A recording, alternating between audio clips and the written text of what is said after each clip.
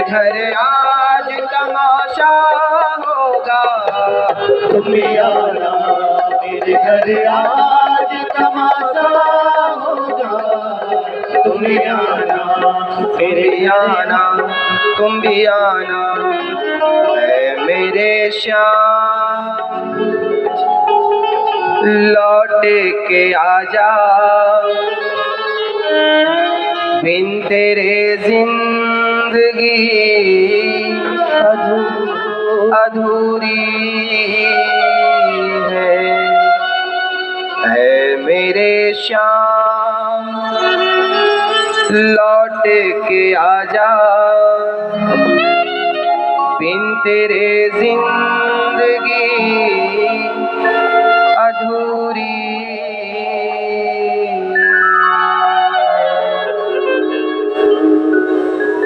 जब गोपियां रोने लगी तो एक गोपी जो समझा रही थी सबको, अब वो रोने लगी। और जब वो रोई तो सारी मिलके उसे समझाने लगी। और समझाती समझाती कृष्ण की तरफ देखकर कहती हैं कि ऐ मेरे श्याम लौट के आजा, बिन तेरे जिंदगी अधूरी।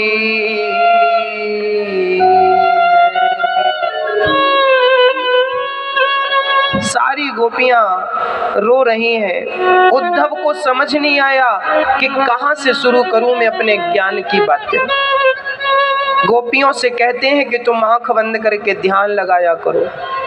गोपियों ने खारिज कर दी ये बात कि हमें तो खुली आंख में कृष्ण का दर्शन होता है, आंख मूंदने की जरूरत ही नहीं। जिसे खुली आंख में कृष्ण का दर्शन हो रहा हो उसे आंख बंद करने की जरूरत क्या है।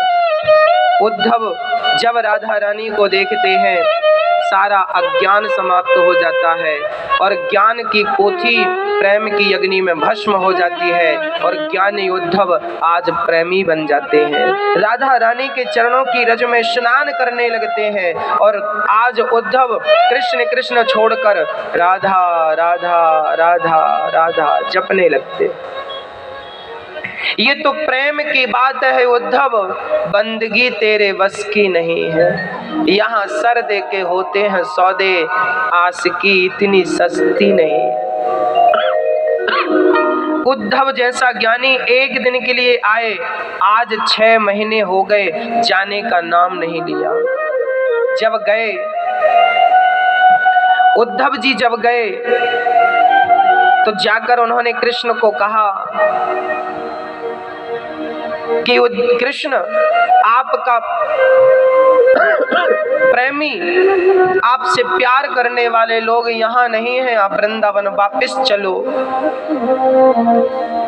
आज कृष्ण से जब उद्धव ने ऐसी बात की तो कृष्ण ने अपने हृदय में पूरे वृंदावन का दर्शन कराया। देखो उद्धव, एक पल के लिए भी मैं अपनी गोपियों से दूर नहीं हूँ।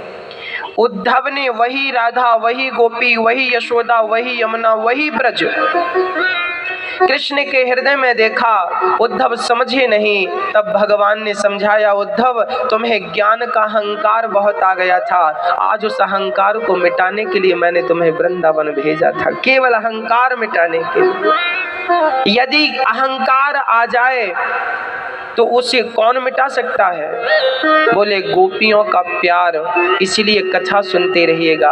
भागवत की कथा में गोपियों की चर्चा है और गोपियों की वो चर्चा, गोपियों का वो प्रेम बड़े से बड़े अहंकारी के अहंकार को मिटाने के लिए पर्याप्त है। 7 दिन की कथा सुनने के बाद भी, यदि 7 दिन की कथा सुनने के बाद भी आपका अहंकार ना मिटा मेरी माँ, तो समझ लेना कि आपके सुनने में कोई कमी रह गई है। कोई कमी रह गई है, या तो आपके सुनने में कोई कमी रह गई या फिर हमारे सुनाने में कोई कमी रह गई, इसलिए आपका अहंकार नहीं मिटा। हाँ, क्योंकि भागवत अहंकार मिटाकर आपको निर्मल करती है। उद्धव जैसों का अहंकार भगवान को प्रिय नहीं लगा तो हमारा और आपका लगेगा। अब भगवान को जाना था द्वारिका, वहां कैसे गोपियों की किससे चर्चा करते, इसलिए गोपियों की चर्चा किसी से तो करनी थी, इसलिए भगवान ने उद्धव को प्रेमी बना दिया कि तुम भी प्रेम के रंग में रंग जाओगे तो फिर हमें राधा रानी की बात करने के लिए कोई होगा, अकेले किससे बात करेंगे। खग जाने खग ही की भाषा, प्रेमी लोग प्रेमी की बात बढ़िया से समझते हैं। आज जब भगवान गए, ये कथा उद्धव प्रसंग कल रह गया था, सो आज दास ने पूरा किया। प्रिय भक्तों, कल हमने आपको सुनाया था कि कृष्ण का प्रथम विवाह रुक्मणी से संपन्न हुआ। रुक्मणी के पुत्र हुए हैं प्रद्युम्न, उनका हरण सम्रासुर ने किया था। सम्रासुर ने प्रद्युम्न को समुद्र में फेंका था। समुद्र में एक मछली प्रद्युम्न को निगल गई थी। संयोग से जाल डाला मछुआरे ने, तो वही मछली फंसी। मछुआरे ने वही मछली बेच दी, तो सम्रासुर के रसोइया ने वो मछली खरीद ली। उसने मछली को फाड़ा, उसे एक बच्चा मिला, उसके कोई संतान नहीं थी, उसने वो बच्चा पाल लिया।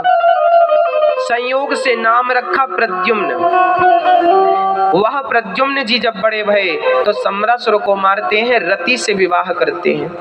ये प्रद्युम्न पिछले जन्म में कामदेव थे। भगवान शिव का तीसरा नेत्र खुला और उससे भस्म हो चुके थे। आज उन्होंने कृष्ण के पुत्र के रूप में जन्म लिया। आज रति से विवाह संपन्न किया। कृष्ण के दूसरे विवाह की चर्चा बड़ी पवित्र है। कृष्ण का दूसरा विवाह हुआ था जामवंत की बिटिया जाम्बवती से। अच्छा, जाम्बवती से कैसे विवाह हो गया? चर्चा बड़ी अद्भुत है, सुनते भक्तों। एक बार क्या हुआ, सूर्य भगवान के एक भक्त रहते थे द्वारिका में। उन्हें सूर्य भगवान ने बढ़िया सी मणि दी। वो इतनी बहुमूल्य मणि थी कि लगभग 100 किलो सोना रोज देती थी। 100 किलो सोना लेकर के सत्यजित जी, जिससे रोज इतना सोना मिला, वो धनवान हो गए। एक दिन सत्यजित से कृष्ण ने कहा कि आप इतने सोने का क्या करेंगे, आप इसे राजकोष में जमा कर दीजिए। सत्यजित ने साफ इनकार कर दिया, मैं नहीं दे सकता। भगवान ने दोबारा मांगा ही नहीं। परिणाम क्या हुआ कि एक दिन सत्यजित का भाई प्रसेन वही मणि पहनकर जंगल चले गए शिकार करने। तो वो शिकार करने गए थे, उनका ही शिकार हो गया। एक शेर ने उन्हें मार डाला, प्रसेन जी को। प्रसेन मारे गए। शेर वो मणि लेकर गया। तब जामवंत ने शेर को मारकर मणि अपनी बेटी जाम्बवती को दे दी। जाम्बवती को दे दी। अब भगवान को कलंक लगा। कृष्ण ने मणि मांगी थी सत्यजित से, मणि नहीं दी, भाई जंगल में मर गया। तो सत्यजित को क्या लगा कि कृष्ण ने मेरे भाई को मार डाला और मणि मांगी थी मैंने नहीं दी तो चुरा ली। कलंक लगा। अब भगवान को झूठा कलंक लगा तो भगवान को जाना पड़ा।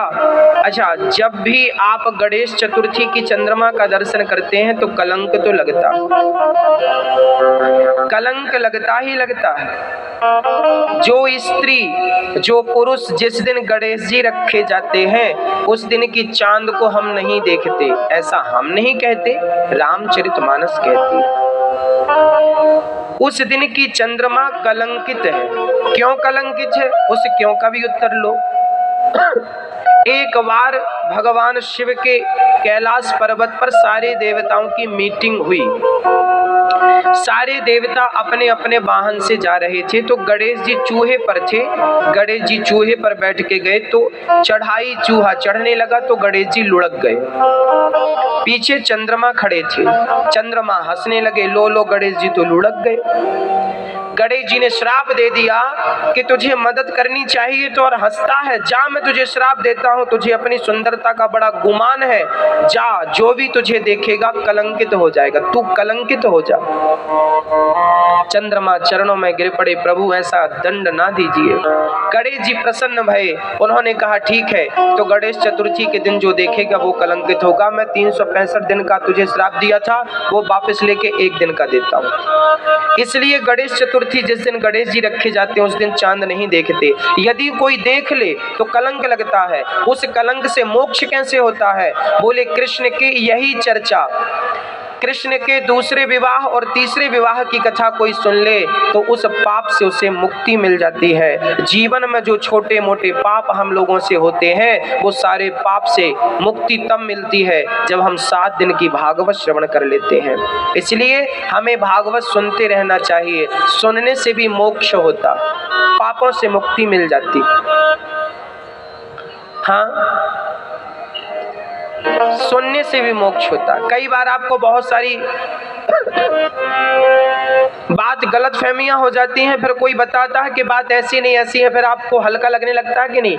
कल आपको कोई गलत फहमी हो गई आपके किसी को लेके परिवार में, तो आप घुटती हो, कैसे हो सकता है ये कैसे, पर बाद में कोई बोले कि ये तुम्हें गलत फहमी, ऐसा नहीं ऐसा था, तो बिल्कुल आप हल्के हो जाएंगे। ठीक ठीक ठीक, मतलब आपको वाणी से संतुष्टि मिल गई कि नहीं।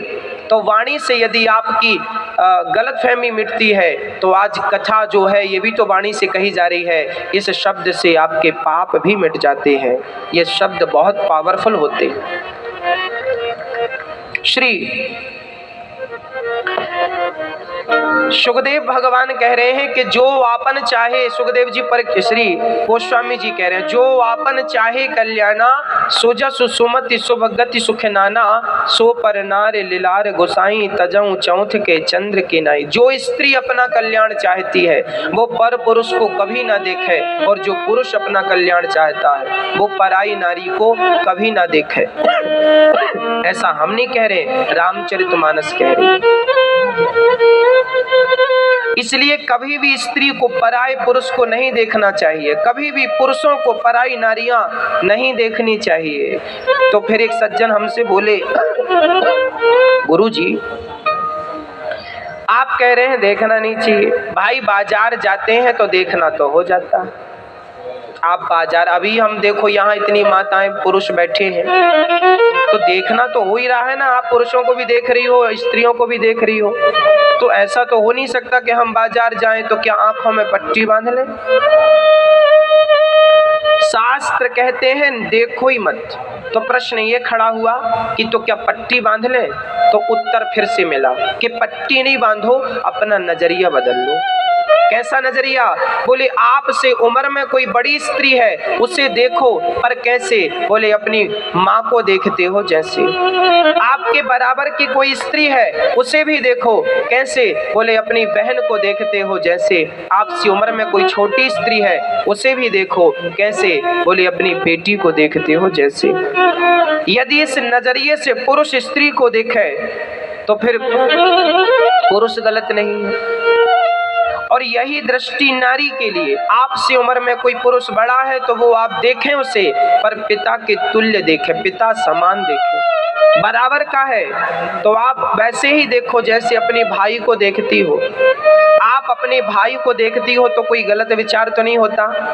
तो बस पराये पुरुष को उम्र में आपके बराबर का है तो वैसे ही देख लो, आपसे छोटा है उम्र में तो वैसे देख लो जैसे आपका पुत्र है। और पुरुष भी नारियों को देखे ऐसी दृष्टि से। यदि दृष्टि सुधर गई तो सृष्टि सुधर जाएगी, क्योंकि संसार बुरा नहीं है, सृष्टि बुरी नहीं है, केवल देखने का नजरिया बुरा है, केवल नजरिया बुरा होता।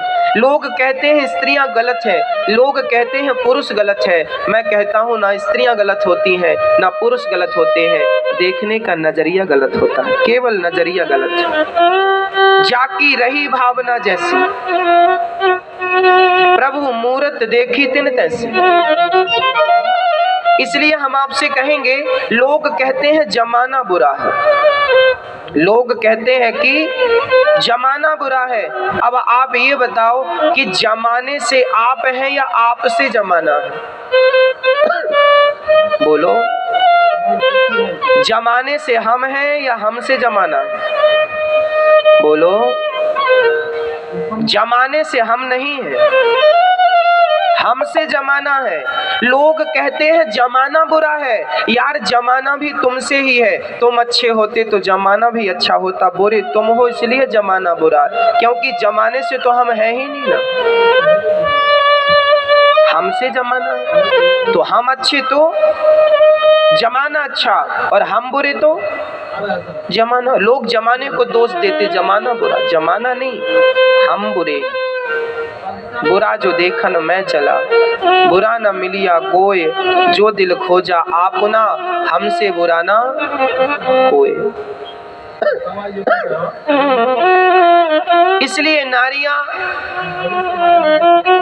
पुरुष को ना देखें तो इस नजरिए से देखें, पुरुष नारियों को ना देखे और देखें तो इस नजरिए से देखें, इस दृष्टि से देखें। केवल ये आंख सुधर जाए ना मेरी माँ, संसार सुधर जाएगा। एक सज्जन, एक बालक बोला, पापा हमें लाल रंग बहुत पसंद है, आप एक काम करो सबको लाल कर दो, पानी लाल, बादल लाल, स्त्री लाल, पुरुष लाल, सबके घर लाल, गाड़ियां लाल, घास पेड़ पौधे भी लाल। क्या संभव था? बोलो बोलो मेरी माँ, क्या संभव था सबको लाल करना? था, संभव था। कैसे? बोले आप तो उस बच्चे को लाल कलर का चश्मा पहना दो, जब लाल चश्मा पहन के देखेगा तो वो जिसे देखेगा सब लाल ही लाल दिखाई पड़ेगा। जमाने को लाल करने की जरूरत नहीं है, केवल आंखों में चश्मा लगाने की जरूरत है। यदि आंखों में चश्मा, तुम्हारे अंदर चश्मा यदि अज्ञान का लगा तो सब अज्ञानी नजर आएंगे, और भक्ति का चश्मा लगा के दुनिया को देखोगे तो कण कण में तुम्हें गोविंद का दर्शन हो जाएगा। केवल चश्मा लगाना है तुम्हें। चश्मा लगाना मतलब नजरिया बदलना, देखने का नजरिया, थिंकिंग।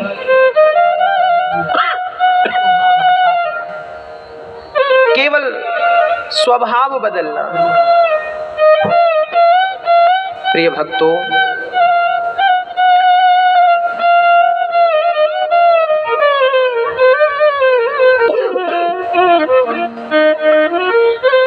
आज हमारे नौजवान बच्चे, छोटे छोटे बच्चे, आजकल हमारे जो साइंस पढ़ने वाले बच्चे, स्टूडेंट हैं ना, ये ज्यादा भटक रहे। साइंस वाले जो साइंस पढ़ते हैं, वो कल बोला था हमने अपने अपने बच्चों को लाना, लाए हो? नहीं लाए हो तो ये बात टीवी पे या यूट्यूब पे उन्हें सुना देना। आजकल के बच्चे साइंस पढ़ते हैं, अच्छी बात है, पढ़ना चाहिए, बुरी बात नहीं है, खूब पढ़ो, खूब आगे बढ़ो। पर साइंस पढ़ के बहुत सारे बच्चे ये कहते हैं कि हम तो भगवान को नहीं मानते, हम तो वेदों को नहीं मानते, हम तो गीता को नहीं मानते। अभी कुछ दिन पहले, कुछ दिनों नहीं, कुछ महीनों, बहुत महीनों पहले किसी नेता ने कहा था कि गीता को कचरे के डिब्बे में डाल देना चाहिए। राम जाने वो कौन से बदनसीब नेता हैं और किस बदनसीब पार्टी के हैं, ये भी मुझे नहीं पता। एक नेताजी ने कहा था कि गीता को कचरे के डिब्बे में डाल देना चाहिए। देखो तो आप जरा उनसे पूछिए कि गीता का पहला श्लोक क्या है, वो नहीं बता पाएंगे। आखिरी श्लोक क्या है, वो भी नहीं बता पाएंगे। गीता में क्या लिखा है, वो भी नहीं बता पाएंगे। बस कचरे के डिब्बे में फेंक दो। अमेरिका, जर्मनी, पेरिस, इंग्लैंड और ऐसे 70 देश की बड़ी बड़ी यूनिवर्सिटियों में गीता पढ़ाना कंपलसरी है। गीता पढ़ाई जा रही है दुनिया के नाना प्रकार के देशों में। और हिंदुस्तान के नेता कह रहे हैं कि इसे कचरे के डिब्बे में डाल दो।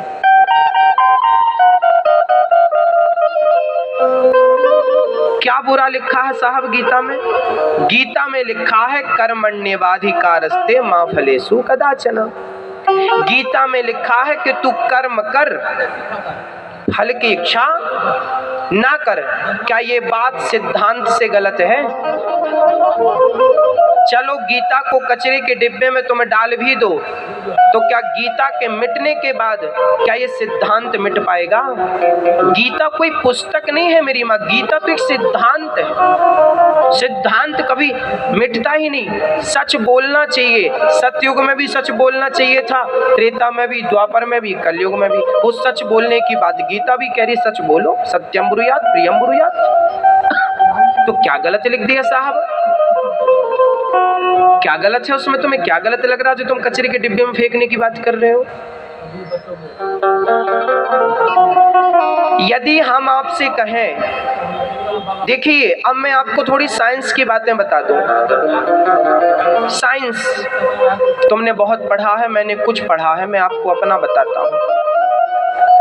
वेद से विज्ञान का जन्म हुआ। मेडिकल साइंस में जो उपलब्धियां आज हासिल की गई, वो उपलब्धियां हमारे वेदों में पहले से थी। मैंने एक फॉर एग्जाम्पल दिया था आपको, एक एग्जाम्पल क्या था भाई साहब? चेयर लिए घूमते रहो तुम, जगह है तो बैठ जाओ साहब, नीचे भी बैठना सीख लो। वो बैठे हैं यार, परेशान हो रहे बूढ़ा आदमी।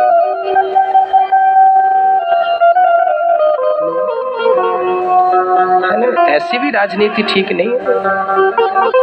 जमीन पे बैठने दो उनको। जमीन पे बैठेंगे तो लुढ़के नहीं, कुर्सी से लुढ़केंगे तो कहीं के नहीं रहेंगे।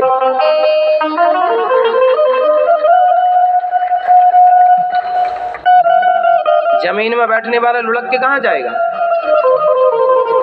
कुर्सी वाले लुढ़केंगे तो जमीन में आएंगे। पहले से जमीन में बैठो ना। कर दिया ना समय खराब, तसल्ली हो गई।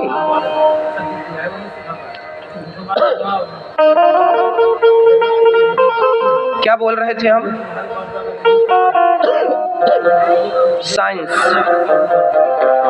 साइंस हमने चौथे दिन की कक्षा में कहा था कि आज के 10 साल पहले, ज्यादा से ज्यादा 10 साल पहले हमारे पूरी दुनिया के मेडिकल साइंस ने एक रिसर्च किया। आजकल डॉक्टर क्या करते हैं, एक स्त्री का गर्भ निकाल के दूसरी स्त्री के गर्भ में ट्रांसफर कर देते हैं। ट्रांसप्लांट इसको कुछ बोलते हैं, बेस्ट ट्यूब भी कुछ बोलते हैं। हाँ बस वही आप समझो। बस एक स्त्री का गर्भ निकालते हैं और दूसरी स्त्री के गर्भ में, ये डॉक्टर करते हैं, आज करते हैं। ये 10 साल पहले टेक्नोलॉजी आई है, बहुत पुरानी नहीं है। डॉक्टर ने जो आज उपलब्धि पाई, यही बात भागवत में लिखी है 5,500 साल पहले, कि जब देवकी गर्भवती थी तो देवकी का गर्भ निकालकर भगवान ने रोहिणी के गर्भ में डाला था, और रोहिणी बलराम भैया की माँ बनी थी। वो बालक है बलदाऊ भैया। तो मेडिकल साइंस जो आज कर रहा है, जो 10 साल पहले तुमने सर्च किया है, वो 5,500 साल पहले भी टेक्नोलॉजी हमारे भारत में थी, और इसका प्रमाण हमारे वेद दे रहे हैं। जो हमने हमारे वेदों में जो लिखा था वही तुमने किया है, कुछ अलग से नहीं कर दिया। यदि आज सबसे ज्यादा रिसर्च करने वाली कंट्री कोई है तो जर्मनी में सबसे बड़े बड़े अनुसंधान हो रहे हैं। सबसे ज्यादा टेक्नोलॉजी वहीं, खासकर जो आज की चीजें हम देख रहे हैं, अधिकांश जर्मनी या जापान, 2 देश टेक्नोलॉजी में सबसे आगे हैं। आपको आश्चर्य होगा, इन दोनों देशों में हमारे भारत के वेद सुरक्षित रखे हैं, और वेदों को पढ़ करके रिसर्च चल रही है दुनिया में। और हम भारत के लोग कह रहे हैं वेद तो फ्रॉड है। दुनिया वेदों को मान रही है, गुणगान कर रही है, और तुम वेदों का खंडन कर रहे हो।